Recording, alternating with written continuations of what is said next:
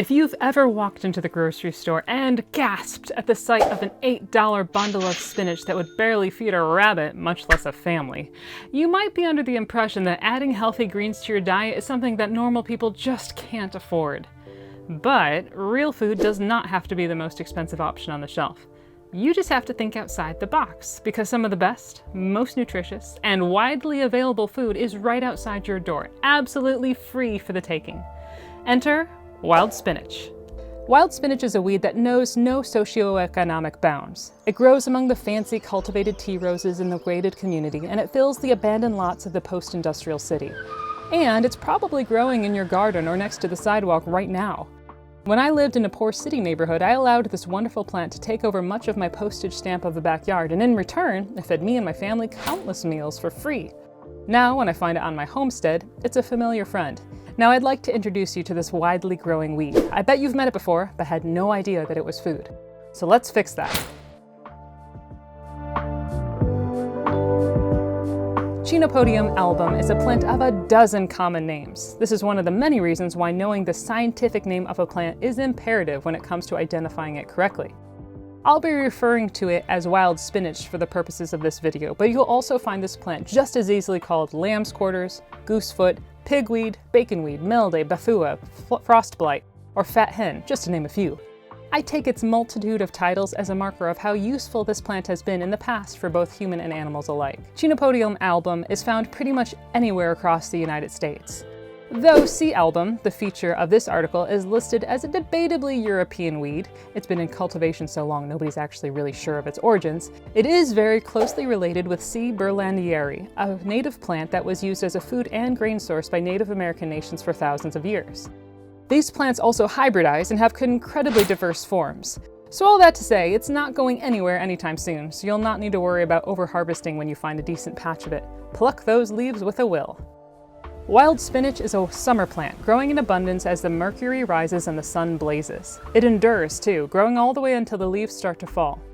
In my personal foraging calendar, it graciously takes up the greens for dinner mantle once pokeweed has started to mature. It's typically found in sunny places where the soil has been disturbed. That is a huge list of areas, including river bottoms, sun-soaked slopes, construction sites, any garden plot, crop fields, backyards, semi-arid areas, pastures, abandoned lots, and areas disturbed by recent floods. In appearance, I find this plant to be pretty distinctive. The leaves are alternate, growing on a striped stem that often has a little bit of red where the leaves join with it. The leaves grow in a vaguely arrowhead-like shape, with wide teeth or lobes along the edges. As with most plants, those growing in direct sunlight will have a more sculpted edge than those growing in partial shade. And most distinctively, the undersides of the bluish-green leaves are coated with an unmistakable whitish powder. It'll rub off on your fingers if you touch it, giving the leaves a distinctively gritty feeling. The powder is harmless and rubs off when you wash the plant for consumption, but it's a key characteristic to look for. You'll especially find this white powder on the leafy tips of each branch where new growth is forming. Aside from helping with identification, this powdery layer also makes dewdrops feed absolutely beautifully on wild spinach leaves. So grab your macro lens and get some gorgeous early morning photography if you happen upon it. If you catch the plant growing in early summer, it may only be a foot tall. That's usually when you find it peeking between the tomatoes in your garden. But if left unmolested, it'll easily grow between 3 to 5 feet tall and even up to 7 feet tall in optimal growing conditions. As the plant matures, it branches out and begins creating its underwhelming flower stalks. The flowers are tiny and unremarkable, but they produce tons of tiny little black shiny seeds. Upon close inspection, some people may notice that they bear a remarkable similarity to quinoa. And in fact, that recently popular Andean grain is also part of the Chenopodium family as well. In the fall, the plants turn a lovely fire red before they die. This is usually when the seeds are ripe and falling. Grab a handful of the abundant, bitty grains and spread them where you want to find a haul of wild spinach next year.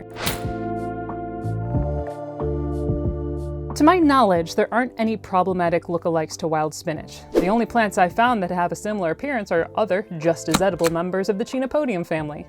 Though C. album is probably the most widespread, those who live in the eastern United States will also encounter C. hybridium, the maple-leaved goosefoot. This species is more tolerant of shade, often growing in hardwood forests.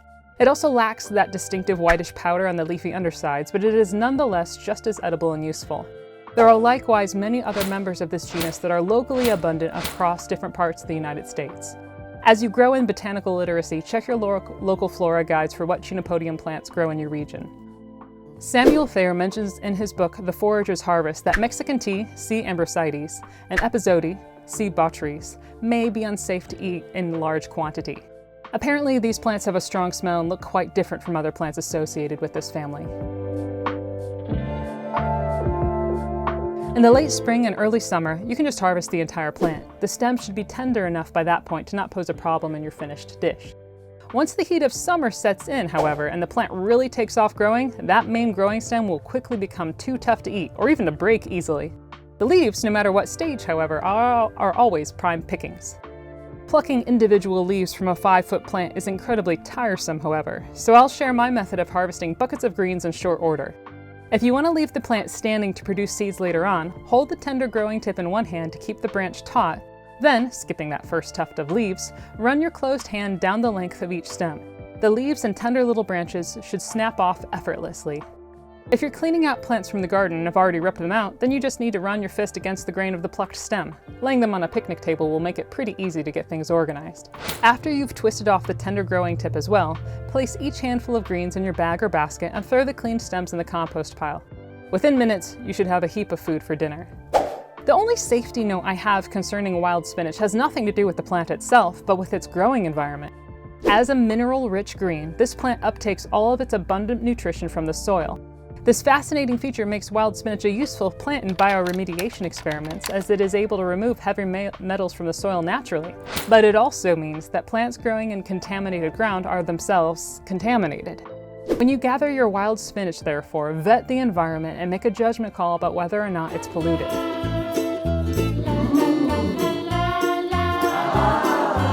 Plants growing in your garden or yard are fine, and plants growing in an abandoned lot in the city are probably all right too. But plants growing around a dump, a parking lot, or otherwise industrialized area are probably not safe for consumption. I should mention that the seeds, being the quinoa relatives that they are edible as well. I should also mention, however, that I've never gone through the process of collecting enough to merit cooking them. My inexperience in this department should not stop you, however. There are archaeological records indicating that different Native Americans did gather and consume these seeds as a grain. I would love to have known their process. There are also different species of Chenopodium plants that have different sized seeds. The maple-leaved ghostfoot in particular has much bigger seeds. If any of you have experience with using this underutilized food source, please share your know-how with us below. And in the meantime, you can check out Ashley's endeavors with using water to winnow sea album grain at her website, Practical Self-Reliance. Wild spinach is a perfect spinach substitute, and you can use it raw, wilted, or fully cooked. It is as versatile as it is delicious. I actually prefer wild spinach to cultivated spinach, as I find that it doesn't give me that minerally, weird, tooth squeaky feeling that I often get when I eat store-bought leaves. Instead, the flavor, while mild, is unmistakably green and hearty with a very wild floral note. And the nutrition can't be beat. Now, I don't give much stock to nutritional analysis of wild greens as they vary so widely according to their environments, but if the numbers on the website I've provided here are anything close, it is safe enough to assume that wild spinach is full of good stuff that your body needs. If you're accustomed to cooking wild greens, you'll not have any trouble coming up with ideas for this abundant food source.